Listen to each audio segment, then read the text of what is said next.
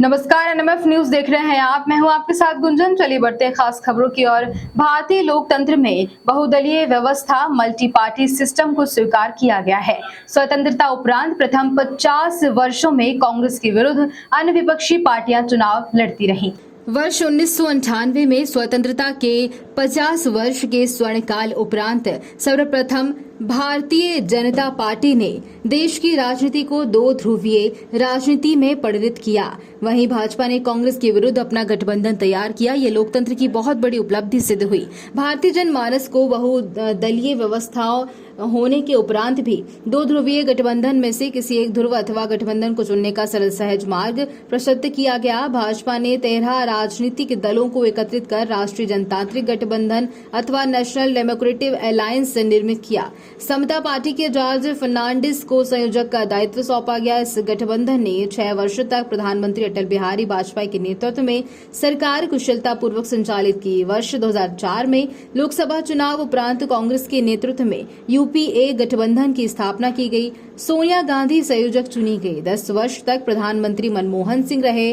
अब यूपीए ने अपना नाम परिवर्तित कर लिया है। आगामी वर्ष 2024 में लोकसभा चुनाव के दृष्टिगत एनडीए को टक्कर देने के लिए यूपीए गठबंधन ने नया नाम INDA यानी Indian national development inclusive alliance दिया है। हिंदी में कहें तो भारतीय राष्ट्रीय विकासात्मक समावेशी गठबंधन। लेकिन आज जो 26 दल इस INDA गठबंधन में सम्मिलित हैं, उन्होंने भारतीयता को सर्वोपरि नहीं रखा है। यदि 10 वर्ष के डॉक्टर मनमोहन सिंह के कार्यकाल का समीचीन अध्ययन करते हैं तो भारतीय का अभाव ज्ञात होता है। गठबंधन के समस्त दलों पर 20 लाख करोड़ की घोटाले का अनुमान है।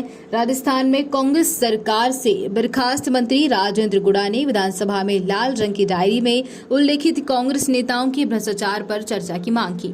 विधानसभा अध्यक्ष ने ठुकरा दी। ये लाल डायरी कांग्रेस के काले कारनामों से भरी पड़ी है।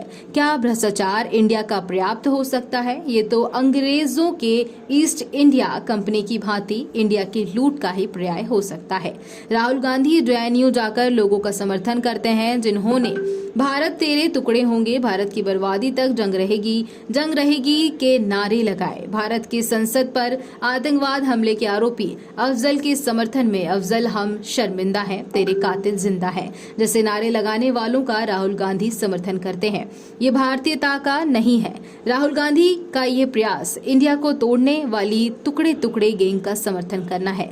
राहुल गांधी संसद में इंडिया को नहीं अंगीकार करते हैं। India is not India, it's A union of state कहते हैं।